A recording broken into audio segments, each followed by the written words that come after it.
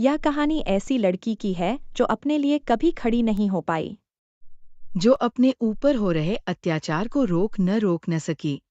और इस कहानी में आपको देखने को मिलेगा कि कैसे एक बाप और बहन ने मिलकर बहन पर अत्याचार कर रहे उसके पति को सबक सिखाया। कहानी शुरू होती है अब। प्रिया एक कमरे के कोने में बैठी है, रो रही है सिसक सिसक कर। रवि गुस्से में चिल्ला रहा है। अरे क्या कहूं तुझसे? तुझसे घर का एक काम भी ढंग से नहीं होता। हर एक दिन कोई ना कोई नई गलती होती है तुझसे। आखिर कब सीखेगी तू?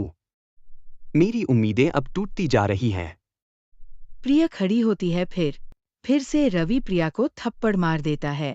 प्रिया अपने मायके में बैठी है, चेहरा सूजा हुआ है। प्रिया के पापा आ जाते हैं। शंकर जी उसे गौर से देख रहे हैं। शंकर परेशान होकर, बेटा, ये सब क्या है?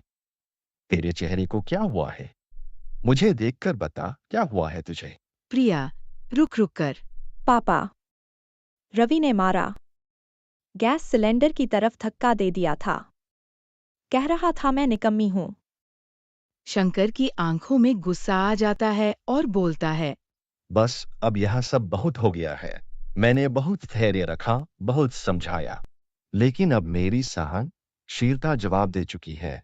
एक बाप होने के नाते यह मेरा फर्ज है कि मैं उसे सही रास्ते पर लाऊं, और अब मैं खुद ही उसका असली इलाज करूंगा, ताकि उसे अपनी गलतियों का एहसास हो। प्रिया के पापा उस कंपनी को खरीद लेते हैं ताकि वो रवि को सबक सिखा सके। शंकर बिजनेस सूट में उस कंपनी की बोर्ड मीटिंग में है। शंकर जी, आपने कंपनी खरीद ली है। अब क्या प्लान है? कंपनी तो खरीद ली है, पर मजा तब आएगा जब मेरा काम पूरा होगा। कंपनी में एक आदमी काम करता है, रवि शर्मा। अब उसका नया बॉस मैं चुनूंगा। क्यों? कि उसको ऑफिस या घर में रहने का तरीका सीखना है। और फिर वो अपनी कुर्सी से खड़ा होकर बोलता है। और एक ऐसा बॉस उसे उसकी ही भाषा में समझाएगा। रेखा मैडम तेज चाल से ऑफिस में प्रवेश करती है, आत्मविश्वासी और सख्त अंदाज। ऑफिस में नई बॉस की एंट्री होती है। बॉस का स्वागत करने के लिए सब खड़े हो जाते हैं। बॉस बोलती है। रवि, मैंने तुम्हारी बहुत तारीफ सुनी है कि तुम जिस काम को हाथ में लेते हो वो कभी भी इनकम्प्लीट नहीं होता। बॉस से तारीफ सुनने के बाद रवि बोलता है। हाँ बॉस, अपने सही सुना है। काम कितना भी मुश्किल क्यों न हो मैं कर ही देता हूँ। टाइम कितना भी काम हो फिर भी मैं पूरा कर देता हूँ। ठीक है, तुम मेरे ऑफिस में आओ, मेरे पास तुम्हारे लिए इम्पोर्टेंट काम है, और अगर तुम कर दो गए तो जल्दी ही तुम्हारा प्रमोशन पक्का।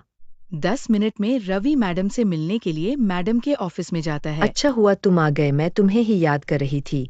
यह है वह सारी फाइलें जो मुझे किसी की भी कीमत पर कल शाम तक पूरी चाहिए। रवि सारी फाइल देखकर परेशान हो गया। रवि ने मैडम से बोला। मैडम, इतनी सारी फाइलें मैं कल तक आपको नहीं दे पाऊंगा। अगर आपको यह सारी फाइल का काम कल तक चाहिए तो मेरे साथ 2-3 और एम्प्लॉइज लगा दीजिए। मैडम गुस्सा करते हुए, प्रमोशन तुमको ही चाहिए, किसी या किसी और को दे दूं? ठीक है मैडम, मैं पूरी कोशिश करूंगा कि आपको कल शाम तक यह सारी फाइलें दे दूं। ये बोलकर रवि वहां से चल जाता है। उसके जाने के बाद मैडम हंसने लगती है और अपने आप से बोलती है।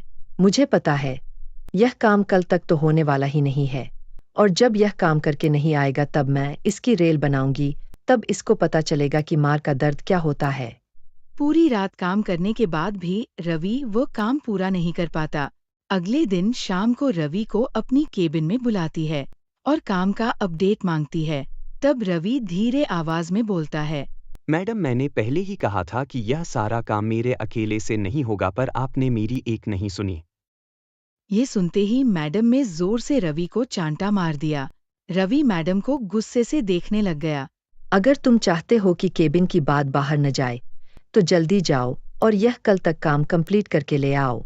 अगर यह काम कल तक नहीं हुआ तो मैं तुम्हें काम से निकाल दूंगी, और अगर तुमने ये बात किसी को बताने की कोशिश करी तो मैं तुम पर छेड़छाड़ का केस कर दूंगी, जिससे तुम्हारी सारी जिंदगी जेल में कटेगी। मुझे लगता है तुम्हें समझ आ गया होगा क्या, और कुछ समझने की जरूरत है? ये सब सुनकर तभी चुपचाप ऑफिस से बाहर चला जाता है और काम करने लग गया। पर काम इतना ज्यादा था कि वह अगले दिन भी काम पूरा नहीं हुआ। शाम को बॉस ने रवि को ऑफिस में बुलाया। रवि, मुझे लगता है तुमने सारा काम खत्म कर दिया होगा, तो मुझे आज निराश नहीं करोगे। काम बहुत ज्यादा है जो कि मैं लगातार 2-3 दिन से कर रहा हूँ, फिर भी खत्म नहीं हुआ है और मुझे लगता है कि 2-3 दिन और लग जाएंगे। बॉस गुस्से में आकर फिर से एक बार रवि को चांटा मार देती है और बोलती है, काम को काम के तरीके से करना चाहिए। तुमने तो इसको मजाक बना दिया, निकल जाओ यहाँ से। तभी चुपचाप वहां से चले जाते हैं। रवि 3 दिन बाद अपने घर जाता है। प्रिया उससे पूछती है। क्या हुआ, आप इतना परेशान क्यों हैं? प्रिया को सब कुछ बताता है। तो आपको नौकरी छोड़ देनी चाहिए। ऐसी बॉस तो आज तक मैं किसी ऑफिस में नहीं देखी, जो अपने एम्प्लॉय को काम के लिए मार रही है। दूसरी बात, ऑफिस में इतना सारा स्टाफ है, काम का लोड आपको ही क्यों है? आपके साथ ही ऐसा क्यों? मैंने तो यह बात कभी सोचा ही नहीं कि ऑफिस में इतना स्टाफ है। फिर भी बॉस ये काम मुझे ही क्यों दिया है? बॉस मुझे से क्या चाहती हैं, या वह मुझे मेरी किसी गलती का बदला ले रही है? आप खाना वाना खा लो। अभी मेरा मन नहीं है खाने का, थोड़ी देर में खाऊंगा तो बता दूंगा।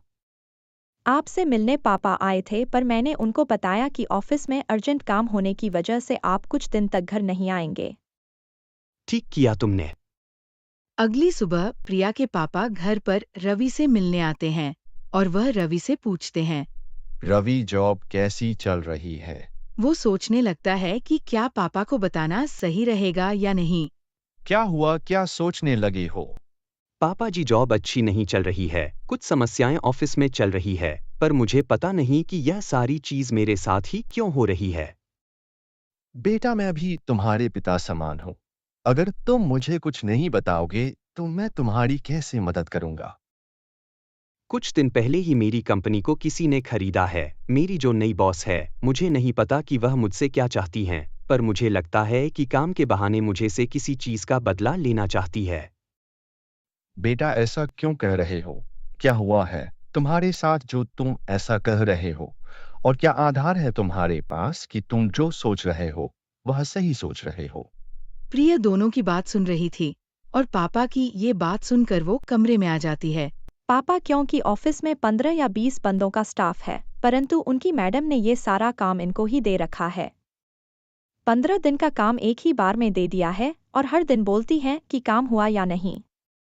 शाम को एक बार बुलाती है अपडेट के लिए, और जब जब इन्होंने उनका काम का अपडेट बताया कि इस काम को करने में और भी समय लगेगा, तब तब इनकी बॉस ने इनको थप्पड़ मारा है। मैंने आज से पहले कभी नहीं सुना कि एक बॉस अपने एम्प्लॉय को थप्पड़ मार रही है। बेटा, बात तो सही बोल रही हो, पर किस बात का बदला हो सकता है? बात तो ये ही है कि किस बात का बदला। रवि वहां से उठकर चला जाता है। पापा प्रिया को पार्क में ले जाते हैं और उसे सब सच बता देते हैं कि उसे कंपनी को किसने खरीदा है, और प्रिया को बताते हैं कि उसके